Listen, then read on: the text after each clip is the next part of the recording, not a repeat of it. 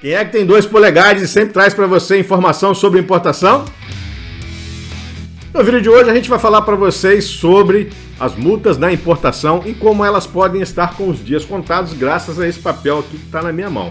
Isso aqui é um processo, é um andamento de um processo que já está em curso na Justiça Federal e que poderá significar o fim dessa aplicação indevida de multas nas encomendas postais internacionais. Você sabe, a nossa vinheta é curtinha, eu volto já já explicando tudo para você, não sai daí não.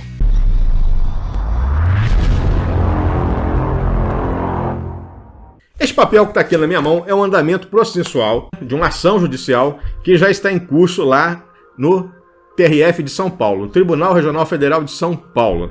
Este processo aqui pode significar o fim da aplicação dessas multas indevidas e absurdas nas importações via postal. Uma multa de 100% é uma coisa absurda, isso é confisco de encomenda. Eu vou me ater apenas às questões jurídicas e às questões que envolvem o seu direito como pessoa física, como brasileiro, cidadão, que quer exercer o seu direito de comprar um produto pagando um preço justo, mesmo se esse produto não estiver aqui no Brasil. Essa é a questão aqui nesse vídeo.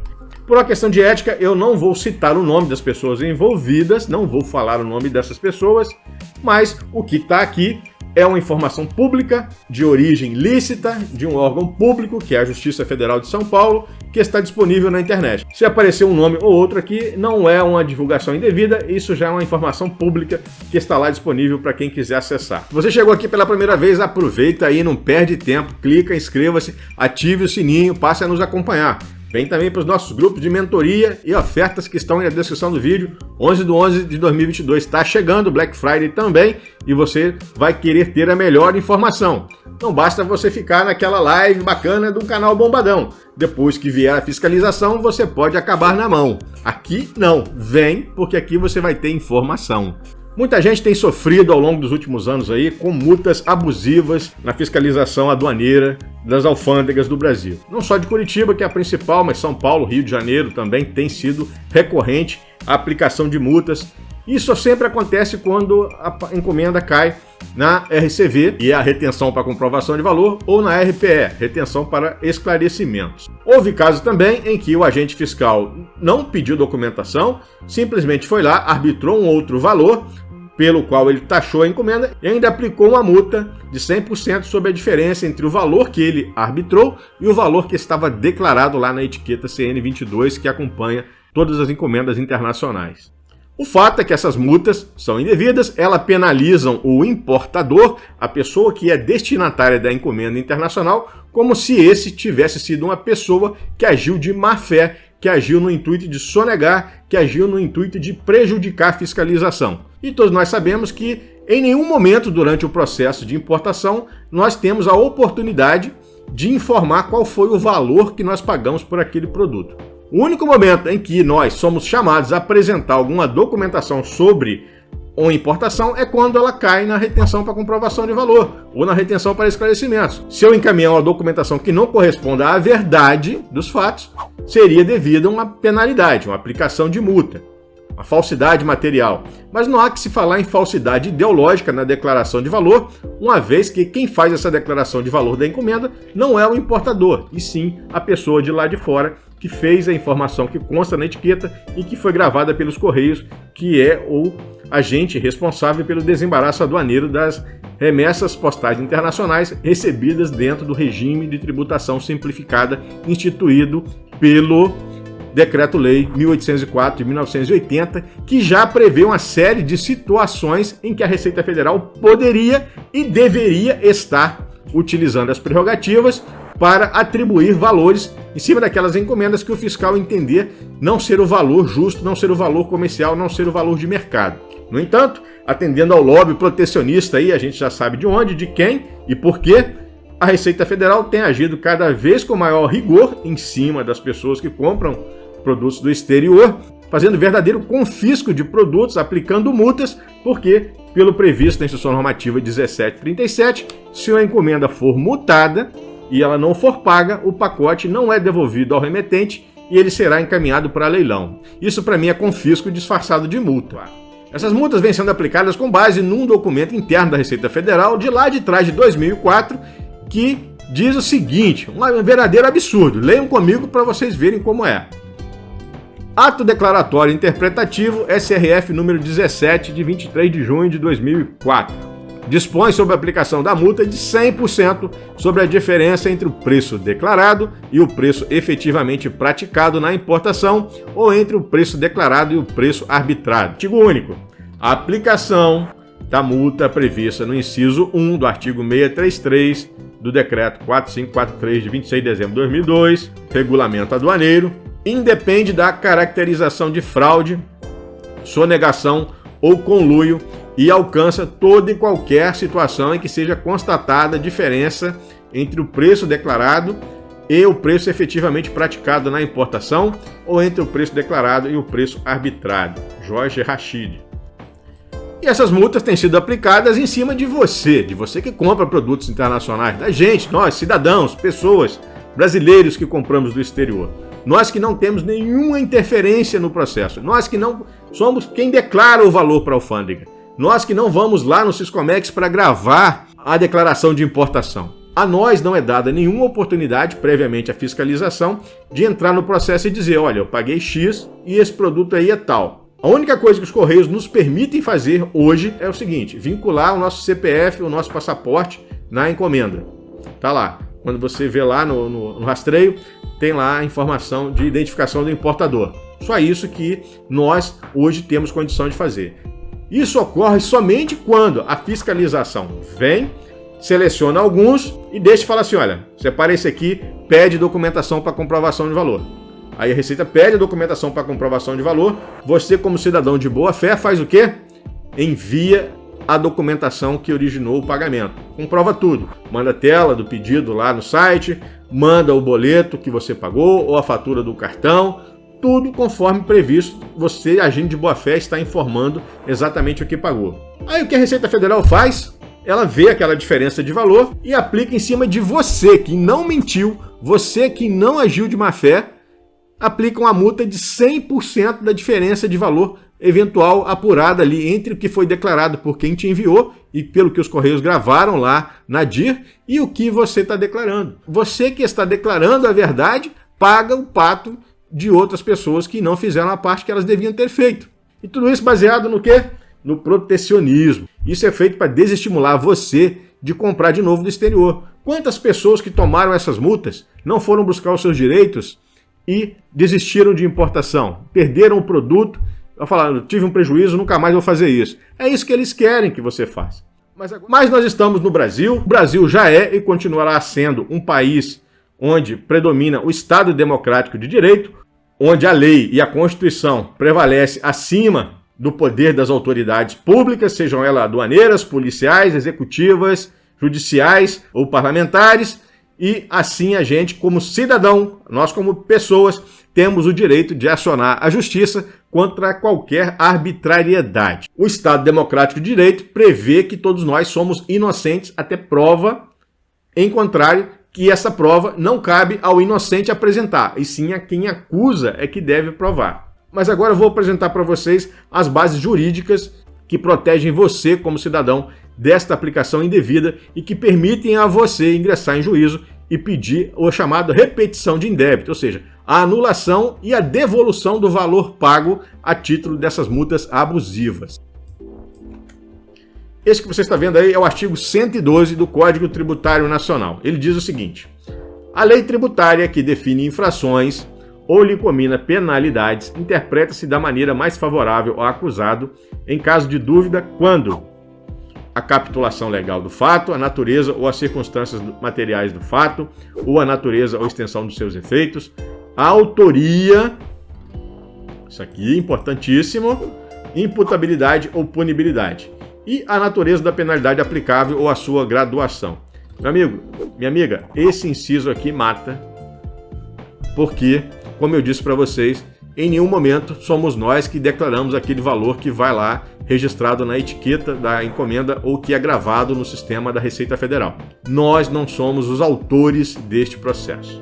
E, direito aduaneiro, a fiscalização, o regime de tributação simplificada está no campo do direito tributário, sim. O regime de tributação simplificada está no campo de direito tributário. Essa regra aqui do CTN, ela deve ser observada na aplicação de multas na importação via postal, no RTS.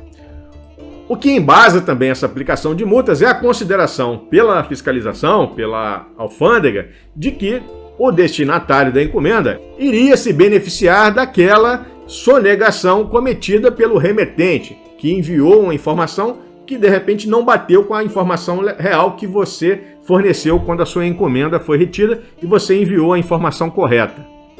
Ora, querer que o destinatário da encomenda pague pelo erro que outra pessoa cometeu simplesmente porque esse destinatário iria se beneficiar daquela situação é uma situação que a lei já disse que não é permitido. E isso está escrito aqui, eu vou mostrar para vocês agora. Leiam comigo aqui o artigo 685. A circunstância de uma pessoa constar como destinatária de remessa postal internacional com infração às normas estabelecidas neste decreto não configura por si só o concurso para sua prática ou o intuito de beneficiar-se dela. No mesmo lugar onde a Receita Federal vai lá e tira o artigo para aplicar a multa da gente, ela deixa de ler um artigo pouco antes, o 685, que diz que o fato de alguém constar como destinatário de uma remessa postal internacional não é fator por si para que essa pessoa seja considerada que ela agiu para praticar aquela situação que a Receita Federal quer punir. No parágrafo único deste artigo diz o seguinte: a responsabilidade do destinatário independe de qualquer outra circunstância ou prova nos casos de remessa postal internacional, que tenha sido postada pela pessoa que conste como destinatária, ou cujo desembaraço tenha sido pleiteado pelo destinatário como bagagem desacompanhada. Viu? Você, como importador da remessa postal internacional, só o fato de você constar como destinatário dela não é motivo suficiente para dizer que você participou daquela situação. Só esse artigo aqui já exime você de toda essa responsabilidade. Ali estão claras as situações em que você não pode se eximir. Por exemplo, quando você contrata um redirecionador dos Estados Unidos para receber essa encomenda, como é que você vai dizer que não sabia que aquele valor tinha sido declarado? O redirecionador age por sua ordem. E você, quando juntar a documentação para comprovação de valor aduaneiro, você vai ter que juntar comprovantes de pagamento do produto, comprovante de seguros e o comprovante do frete internacional. E lá vai aparecer a despesa que você contratou junto ao redirecionador. Nessa situação você não tem como dizer que, olha, eu não sabia disso, porque você participou lá atrás, você como redirecionador fez o envio da encomenda para o Brasil. E também quando você pede o desembaraço de bagagem desacompanhada, aquela mala que vem por avião sem você estar junto dela. A mala era sua, você que despachou para vir para o Brasil, você deveria ter feito a declaração correta.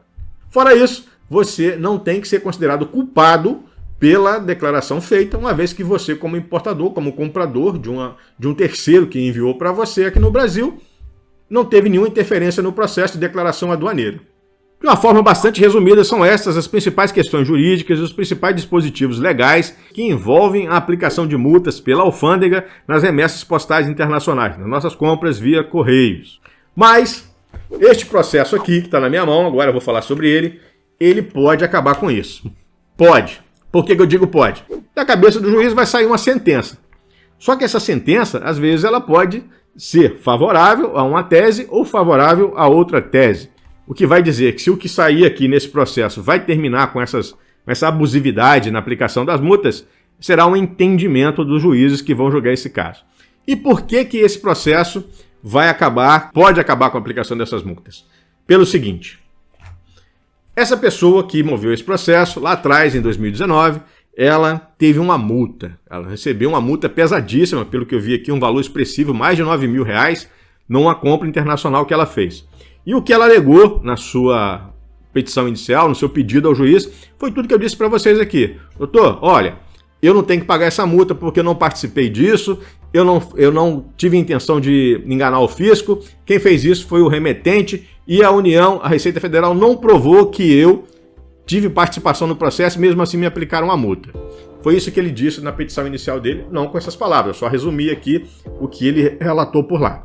O processo foi aberto, O procurador da Fazenda lá que defendeu a União, ele apresentou a contestação, baseado lá nos princípios dele, em tudo aquilo que a gente já mostrou aqui, naquele documento lá do Jorge Rachid de 2004, no artigo 703, na medida provisória lá, blá blá blá, tudo isso ele apresentou lá para dizer que a multa era devida, que não sei o quê, que tudo não precisava provar que a pessoa agiu de má fé. Ou seja, contestando tudo aquilo que o Estado Democrático de Direito exige para que alguém seja punido.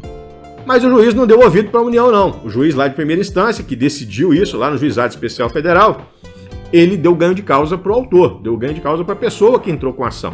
A União recorreu, esse processo foi para a terceira turma recursal lá do TRF de São Paulo, da terceira região, e essa turma recursal sacou um coelho azul da cartola, todo mundo esperava um coelho branco, saiu um coelho azul de lá de dentro, e disse que, olha, não, essa multa é devida sim, essa multa é devida e não precisa provar que o cara não teve participação não, tem que pagar. Desconsidera todo o ordenamento jurídico brasileiro e faz ele pagar a multa, é isso que eles disseram. Aí, a advogada foi muito inteligente. A doutora fez o seguinte, ela entrou com recurso inominado dessa decisão da turma recursal, instauração de um pedido de uniformização de interpretação de lei federal. Essa é uma situação jurídica, é um procedimento jurídico que prevê o seguinte, quando tem decisões divergentes, no caso aqui as turmas recursais de São Paulo e do Paraná, têm decisões divergentes, ou seja, a turma recursal de São Paulo decidiu que a multa é devida, mas no estado do Paraná, que é de outra jurisdição da Justiça Federal, é o TRF4, a turma recursal de lá teve uma decisão que seguiu a tese do autor, ou seja, a turma recursal do Paraná decidiu que, para aplicação da multa, tem que provar que a pessoa teve participação e teve má-fé. Como há essa divergência da interpretação de lei, a advogada pediu a uniformização dessa interpretação e a juíza responsável pela turma recursal, ela acatou esse pedido. Então, no dia 1º de agosto de 2022, esse processo subiu para a Turma Nacional de Uniformização. O que a Turma Nacional de Uniformização decidir aqui nesse processo vai valer para todos os outros juizados especiais federais. E aí eles vão ter que seguir o que foi decidido aqui. Quando isso aqui for julgado, vai gerar o que a gente chama de tema representativo. Vai ser uma tese que já vai ser fixada. Vai dizer se a multa é devida, mesmo sem a comprovação de fraude, ou se a multa só é devida se houver a comprovação de fraude. É isso que vai ser dito ao fim desse processo aqui. E o que eu espero que saia daqui? O que eu acredito que venha como decisão aqui final nessa uniformização de interpretação de lei federal e que vai valer para todo o Brasil? Vou falar como cidadão, vou falar também como uma pessoa que tem formação jurídica. Sou bacharel em Direito, aprovado em exame da OAB, com certificado de aprovação, mas que optou por não advogar. Tive outra linha de atuação profissional na minha vida. Eu espero que saia daqui uma decisão que contemple o bom direito. Uma decisão que contemple o bom direito é uma decisão que coloca o cidadão em primeiro lugar, que contemple também os princípios constitucionais. Ulisses Guimarães, ao promulgar a nossa Constituição, ele disse que era a Constituição cidadã. A primeira Constituição que colocou a pessoa no centro do ordenamento jurídico. E estas multas que têm sido aplicadas pela fiscalização aduaneira, elas tiram o cidadão do centro de importância jurídica e colocam um interesse particular, um interesse corporativo de grupos empresariais em primeiro lugar.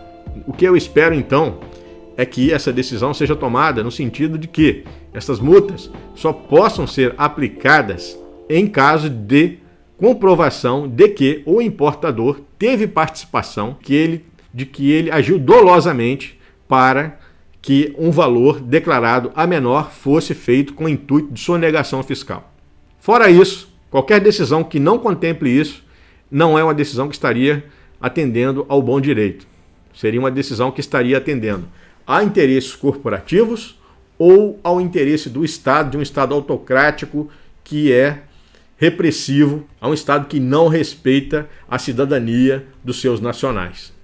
Mas decisão judicial é sempre uma incógnita, a gente tem expectativa, a gente tem uma linha de pensamento, a gente entende que certas questões já tem um encaminhamento que já está dado pela lei, que já está dado pela Constituição, mas tudo pode acontecer. Existe uma influência grande de grupos empresariais nesse assunto específico que envolve importação, e isso aqui com certeza vai ser um foco de atuação deles também, mas eu também acredito na capacidade, na isenção, na imparcialidade e na formação jurídica das pessoas que vão decidir essa questão lá na Turma Nacional de Uniformização.